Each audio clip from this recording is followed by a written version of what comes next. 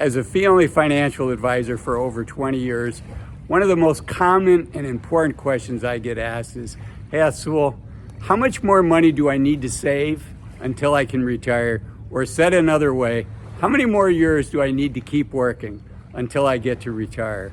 And in today's video, I'm gonna help you walk through that, and I'm gonna do it by age, starting with a 25-year-old all the way up to a 50-year-old. Set up some simple scenarios. Unfortunately, this is a complicated area, but I think I can simplify it by the way I'm approaching it. You tell me if I succeeded in the comments. But I'll go through from age 25 to 50, giving some scenarios, how much you need to save, and then importantly at the end, I'm going to tell you what factors really influence your success so you can focus on the important things and ignore the things that are less important. Okay, so let's jump in. Let's start with a 25-year-old. Now, 25, you're probably just getting started. You probably don't have much money saved in your retirement accounts. But what you lack in money in your retirement account, you gain in time. Time is on your side. You hear financial advisors talk about this all the time. So if you're starting with $0 and you start saving $1,000 a month, if you can get a 10% return, now this is one of the big factors. If you can get a 10% return, if you're comfortable with basically an all stock allocation, and even then this is a healthy return for all stocks. But in 23 years, you will have, 23 years, you will have $1 million saved. So you're 25 now, in 23 years, you're gonna be 48. I hate to break it to you, it's not so bad, I'm older than that. But when you're 48, you'll have $1 million. And for a lot of people, that's enough money to retire, okay? Let's keep going. If you're 30 years old, again, if you save $1,000 a month, it's the same math at 10%. In 23 years, you'll be able to retire, which is pretty good, or you'll have $1 million. You decide if you have enough money to retire. In 23 years, you'll be 53 years old. That's not so bad. But if you look at that 25-year-old and you're like, man, he or she gets to retire at 48. I really wish I could do that too. Well, you have that choice as well, but you're gonna have to save a little more money. You're gonna have to save $1,800 a month. Okay, let's keep going. If you're 40, now we're starting to get up there. If you save that $1,000 a month, same thing. The math is in 23 years, you'll have $1 million, but you'll be 63. So if you're looking at it and say, boy, I'm really envious of that 30-year-old and that 25-year-old that were able to retire at 48. Hey, Azul, can I do that? The good news is theoretically, yes, you can, but it's not going to be easy. Okay, you're going to have to save $7,000 a month. So let's say if you say, you know, that's not realistic, Azul, but I'd still like to retire before I'm 63. Is there anything I can do? And the answer there is, you know, by the time you're 40, you probably have a base of your retirement accounts. You probably have a foundation of your savings.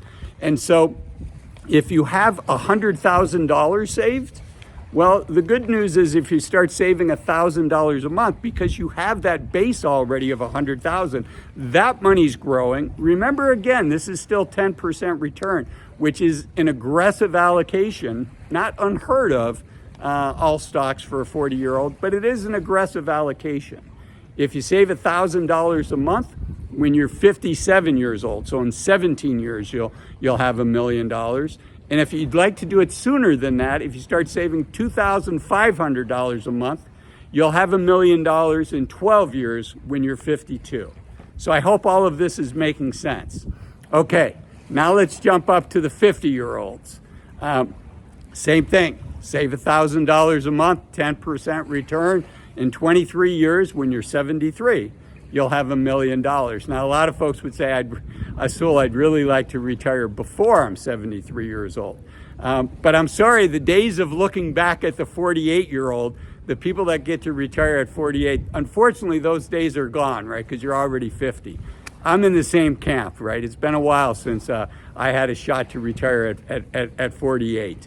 So that's not even something worth talking about. But just like with the 40-year-old, where I assume that they had already saved $100,000 in their retirement accounts, If you have $250,000, well, I have good news for you. If you save $2,500 a month, you can retire in 9 years, or you'll have $1 million in 9 years when you're 59.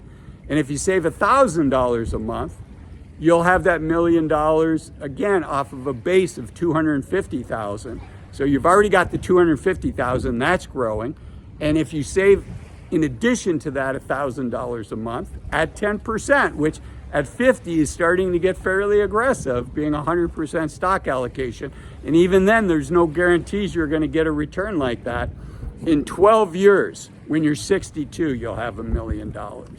Now, a couple things. I don't know your situation. This isn't financial advice for you. 100% stocks is not a match for everybody. All right, we're going to get to see a train coming here pretty soon. Hang with me, though. It won't be too loud. But a factor that's really important here is your asset allocation. Are you 100% stocks here? The train's coming the other way. I'll turn around and you'll get to see it right. You'll see I'm really close to the train track. I've got a beautiful lake behind me, but I'm super close to the train track. But your asset allocation really matters. If let's go back to the 25-year-old. If instead of 10% return, that person gets a 5% return, he needs to save for 33 years.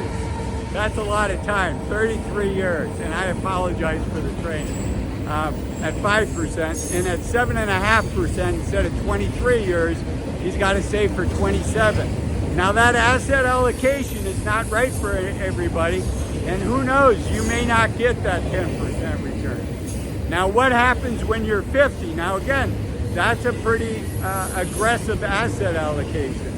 At 50, if you get a 10% return, remember, it's going to be 12 years at $1,000 a month to get to your $1 million if you have that base of $250,000. But if you only get a 5% return, that's going to take you, instead of 12 years, 19 years.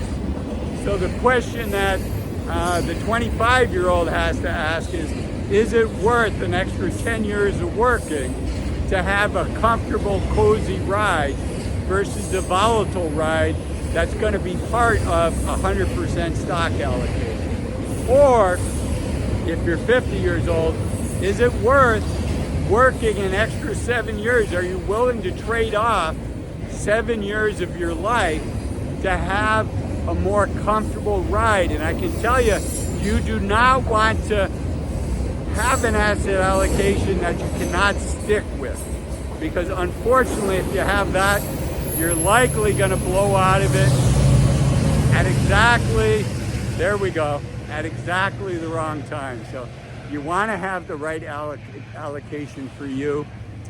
I wish I could tell you how to do that in the video, but I can't. That's it's not that I don't want to, it's that it takes having a relationship with somebody. It's both what you say and what you don't say. It's understanding who you are as a person. So I encourage you to work with a financial advisor. I also encourage you to watch these two videos. This one up here that talks about average income for retirees, and this video down here that talks about 5 reasons to retire as soon as you can. Thanks for watching. Bye-bye.